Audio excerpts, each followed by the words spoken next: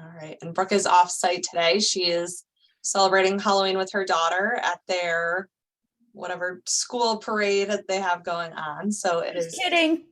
Brooke, you're here. I got home in time. She couldn't miss Costume the and all. party. I'm glad to see you're still dressed up. She could not miss a party. She made it. Yes. So welcome, Brooke. And for those of you who don't know, my name is Jen Bovey. I'm the area director for the New England region here, and also an operating principal in Rhode Island. Along with me today is Cassie Sylvester. Cassie, you want to introduce yourself? Hi, everyone. I'm the regional operations manager for New England. And now that we know that Brooke the Duck is here, Brooke, take it away. Hey guys, Brooke Silva, regional technology trainer and Halloween lover. Yes, that is true. That is true. Okay, so we're going to jump in today, and Cassie and I spoke a little while ago, and we wanted to talk to you before we dive into the content. Cassie's actually going to be our guest for today because she wanted to share with you a little bit. Well, I wanted her to share with you. I shouldn't lie. I wanted her to share with you a little bit about her path and her opportunities of value, or what she has seen of value with KW and why she's here and why she continues to be here. So Cassie, thank you for being my put on the spot guest.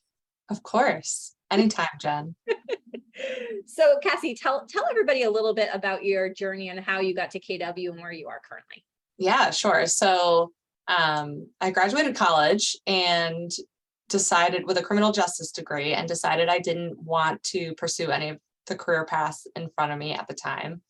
Applied to a handful of positions and ended up meeting with someone who was at Keller Williams. I didn't even know when I applied to the job that it was for real estate, or I knew it was administrative work, and I knew that I was good with administrative work. So I was lucky and I got the job and introduced to the world of Keller Williams by accident, essentially. I worked on a team as an executive assistant for about 2 years. I got my license in those 2 years. I did A to Z on the team. I helped with listing consults, buyer appointments, filled in wherever I was needed. After about 2 years, I was growing in a different direction from the team, and I was introduced to the productivity coach in my market center. And I worked with her for a little bit, and I really fell in love with the coaching and training side of things and helping the market center run their events. So after about a year with her, I was offered graciously, in partnership with her, but offered a position at the market center itself to work with them. So when I was with the market center, I also did a variety of things there. I filled in for the AMCA role, for those who don't know, the assistant market center administrator role. So I got to experience a little bit of Winmore and the back end of things. I did get to help with the training calendar and run all of our events at the market center level. I did that for a few years, and then the regional operations manager position came along, and I've been in this role for about 2.5 years now, and it is by far my favorite role that I've been in since with Keller Williams. So I've been here 8 years total. And I love my team. I love what we do. I cover just about A to Z operations here. That seems to be the trend in my life so far with Keller Williams. But we just have a really fun time, and I've just been offered so many great opportunities here at Keller Williams. And that's the intro of how I got to where I am right now, Jen. Yeah, well, I mean, how many people on this screen started out in something totally different? I mean, you said criminal justice, right? So look at all these hands. I could see half the screen of people's faces, but every single person that has a camera. Yeah, I was gonna say, I'm pretty sure almost everybody raised their hand. Yep. Yeah. And then they got themselves into real estate somehow, some way, which everybody has a story on how that worked. And I mean, just to see the path of where you're able to go with this is pretty exciting. And, maybe somebody on this call today has an interest in having a path of, agent to ALC to leadership to whatever it is. And, one of the reasons we wanted Cassie to tell her story is because everybody has a story on this call. I know I see Melissa Menard on the call. She works with me here in Rhode Island, and she started, Melissa, did you start as an agent here at Keller Williams, or? So I actually was in the makeup industry, and I was a manager for a cosmetic counter up in Natick, and I managed 5 girls. And then I said, you know what, I need to get out of the, retail situation. So then I ended up in real estate, and it was kind of the same, but no, really, it's really great. And I've been here for now 9 years. I really love working for Keller Williams, and what else did I do? I started off as working for a team, and then I got my license right away. I did buy and sell a little bit, but then I eventually went on to managing a team for one of the past owners of the company. And then now I'm part of leadership with Jen. Yes, and Melissa has a great story, as well as Cassie. And Melissa's an investor now. She owns multiple units, multi-units here in Rhode Island. Is it Rhode Island, right? Or in Woonsocket area. And it's just so exciting to see how many different paths are formed, and because of the value that KW can offer for you. So if you ever have interest in learning more about what kind of opportunity is ahead of you, in front of you, wherever, let us know, because we're happy to direct you and guide you on whatever path. Even if it's just selling 10 more houses next year, we're happy to guide you in that way as well. Yeah, Jen, I was going to add on to that. One of the reasons that I have been here for 8 years and continue to stay here and stay loyal to Keller Williams are all of the opportunities that are available. I don't necessarily know, I love my role, and I'm good where I am until further notice, probably for quite some time. But knowing that there are always further opportunities out there for me for wherever who I am grows into. So everyone always asks her, you sell real estate, you're in real estate. And I was like, no, actually, that's not what I do at all. And, so many people think real estate is just about being a realtor, which is our bread and butter. And that's what, all of you make up for us. But there are so many opportunities, even within the world of just being a realtor. And I want to take the word just out of there, because just being a realtor is not a thing. It's like being a realtor, you're everyone's everything. But the amount of opportunities that you do have, like Jen mentioned, the Agent Leadership Council, community directors, so that we have, I see Christina on. I think Christina, I always get this wrong. I want to say New Homes. Is that correct? Yes. Yeah, our community ambassador for New Homes, military, commercial, luxury. There's just so many different things that you can get into on top of being a realtor if you want to explore more opportunities. Leadership. Keller Williams just offers the possibilities are endless here.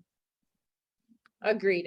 Well, we wanted to start off that way because it is just a great story. We just had our growth call for the company, and they are talking a lot about opportunity and what's coming ahead of us in 2023. And what's coming ahead of us in 2023 is a big change of what we're used to for the last quite a few years. And opportunity is going to be right in front of you on however you want it to be. And we're here to guide you to get to that opportunity. The only thing you have to do is show up, which you guys are doing. There's almost 50 of us on this call that show up and get the content you want or need to add to your business. That's all you need to keep doing, is show up and take action on the plans that we're providing for you, and you're going to thrive through 23. So that is our goal on these calls and going forward. So thank you for that. All right, let's dive right into the content. Is that okay, Cassie? Sounds good. All right, we got some good stuff for you. Brooke, great job.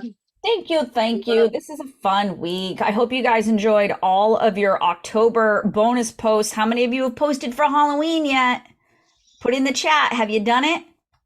Goodness. Oh my goodness. Oh my God.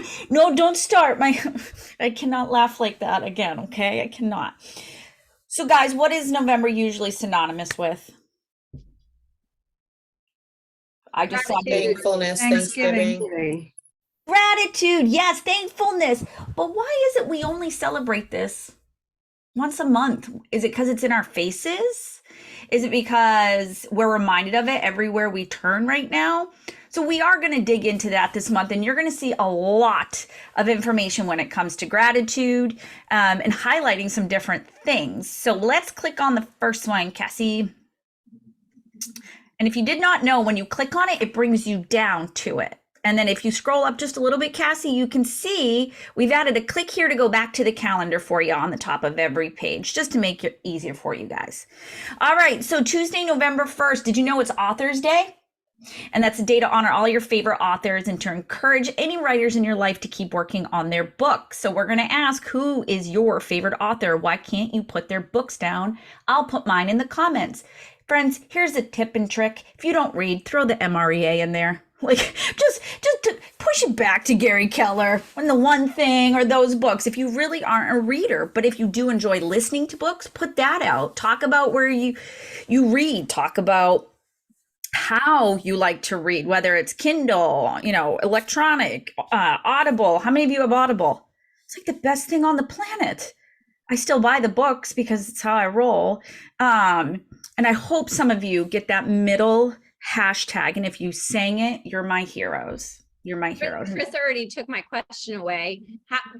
Drop in the chat section. What is your favorite? So your favorite app to read or way to read, or your favorite author? Author. Oh, I have so many. My God. You guys, I devour so many books a week. I got Mel Robbins is probably on my top 3. Mel Robbins books, anything she writes, I'm in. Gretchen Rubin is someone I adore. Shawn Achor, like any of those type of books. Gary, I agree with you, Rick. Gary is one of my favorites as well. Yeah, I guess I have a long list of favorites. You do, I do too. Like, if you had to pick I don't know if I could pick an absolute favorite. Like, if it's on the silly side, the regular side, the human side, Stephen King. Anyway, see how this brought up so much dialogue? The amount of information you have that goes back and forth with this is so important. Did anybody get that middle hashtag yet? I just need to know. Are you talking about the Reading Rainbow book? Which one? What am I missing? Reading Rainbow. Take a look. It's in a book. This is my childhood. This is why I love to read so much, man. Those bookets, getting the free Pizza Hut. Obviously, we know I'm food motivated. Next one, Cassie. Gratitude. So here is where those gratitude posts are going to start to jump in. And it says, who are you grateful for? The month of November is usually associated with gratitude. Make someone's day by sharing that thankful feeling for something, whether tangible or intangible, right? So did somebody gift you something, say something, do something? It doesn't have to be this giant momentous thing. Sometimes the smallest things that give or get gratitude mean the most when you thank them.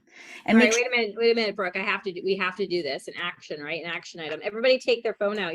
Everybody have their phone? Always. On your phone and you're off camera, you could use this too. Go to your text message. Go to your phone and your text messages. Pick someone in your phone right now, one person in your phone, and send them a gratitude post, a gratitude text. You could say whatever you want. You could just say thank you for being you. You could say, just so you know, you make me smile. Do just anything that is a gratitude to one person in your phone right now.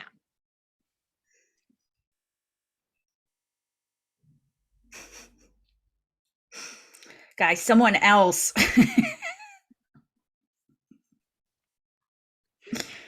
So I just thanked the person who thanked me on the call. So that was funny. Cassie, thank you for that. By the way, if anybody is friends with Cassie on Facebook, you saw over the weekend that she has a lot to be grateful for as well this November. She is welcoming a baby in April, right?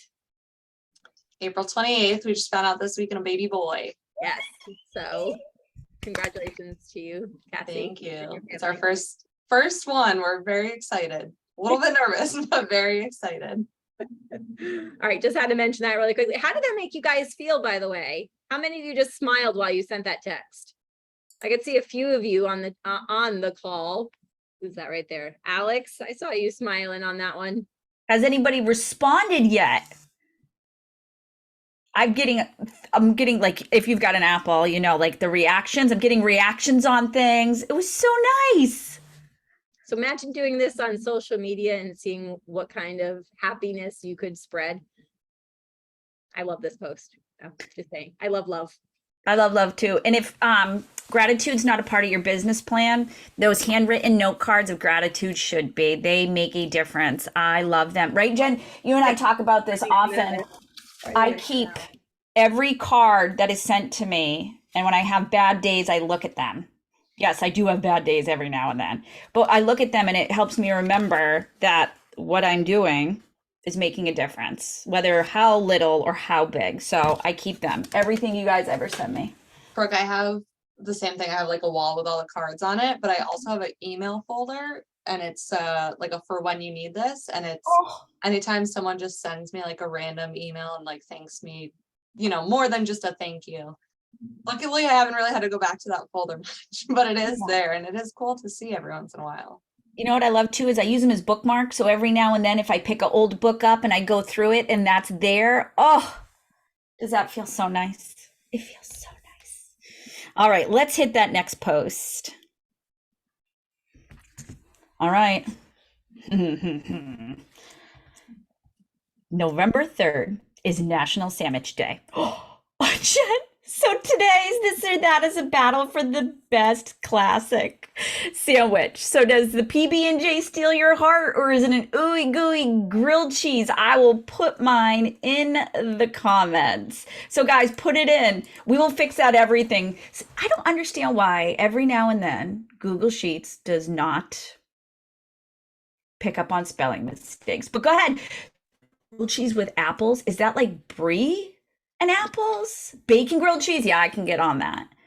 I had a yeah, I've had some really good grilled cheese up in Vermont. Mary, it's peanut butter and jelly. It's peanut butter and jelly sandwich. But No? what is it? A stuffy? Is it like a little stuffed animal? A friend of mine gave that to me because she's the jelly and I'm the peanut butter. We're peanut butter and jelly. Right? Get it, Mary? I see you're shaking your head now. Yeah. So I'm PB&J all the way. Oh, somebody did it. Fluffernutter. They put it in the post. That wasn't one of the. But you know what? Nobody outside of New England really knows what a fluffernutter is. We had to explain it the last time we were in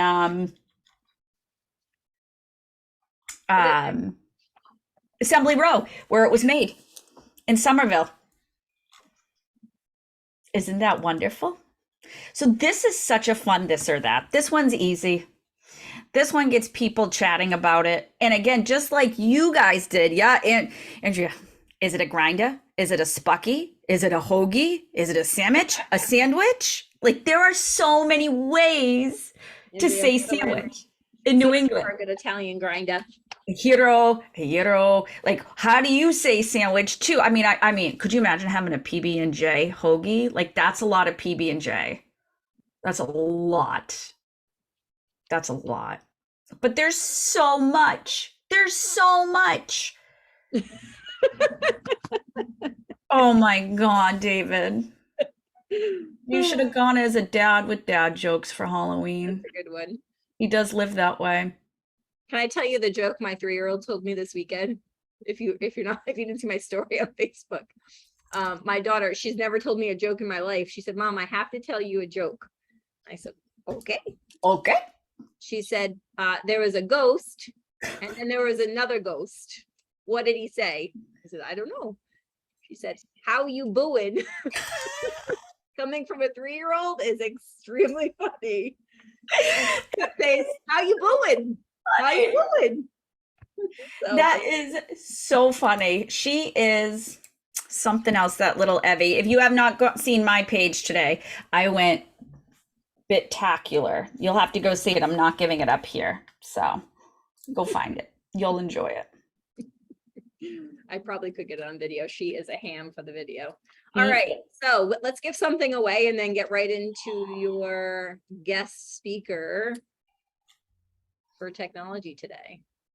Yes, and don't forget to stay on because today there's a big change coming up to Google and how you use your accounts that Google is making. So if you want to know how to stay safe, you need to stay on with us. All right, Cassie, do your thing. All right, I threw the system out the window today. We're doing something a little different for our 2 giveaways today.